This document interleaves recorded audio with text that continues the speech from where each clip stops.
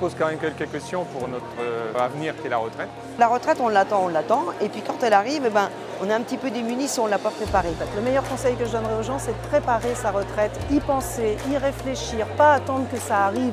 Et se faire entourer justement de professionnels pour se poser les bonnes questions de qu'est-ce que je vais faire après, quelle va être ma vie, quelles vont être mes envies. De commencer à se projeter dans une nouvelle vie et puis à prendre soin de leur santé, à s'intéresser à l'alimentation, à l'activité sportive.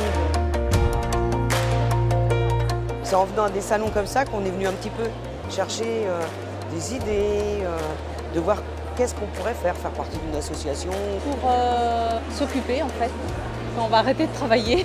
Pour rester en bonne santé, il faut être actif. Et je pense que pour être actif, il faut se tourner vers les autres, il faut se sentir utile. Et la meilleure des recettes, c'est s'engager. Là, je crois qu'on est dans un tournant. On a des personnes qui viennent nous voir directement pour elles. Et c'est là, je pense, un changement comportemental intéressant d'une personne qui va anticiper ses besoins dans le bien vieillir, dans la promotion santé, et elle va vraiment être plus proactive dans sa démarche. Ça, c'est une évolution très notable. On voit bien qu'il y a un enjeu autour de l'adaptation de ce logement, de cette manière de vivre lorsqu'on avance en âge. On remarque une demande croissante des seniors pour des solutions, des nouvelles technologies, notamment donc, les smartphones. Au premier plan, dire que nos conseils sont gratuits. Les thèmes récurrents qui sont l'anticipation de la succession, la protection du survivant, et puis veiller à l'équilibre et la sérénité et la tranquillité familiale au décès du premier d'entre eux, ou voire même au décès des deux. On a souhaité être présent avec nos partenaires des régimes complémentaires du secteur privé. Nous proposons un accompagnement des conseils, aussi bien sur la santé, l'équilibre, la nutrition, le logement, pour bien vivre sa retraite et en profiter le plus longtemps possible. Il est très important que les seniors reçoivent nos messages de prévention, de participation aux campagnes de dépistage.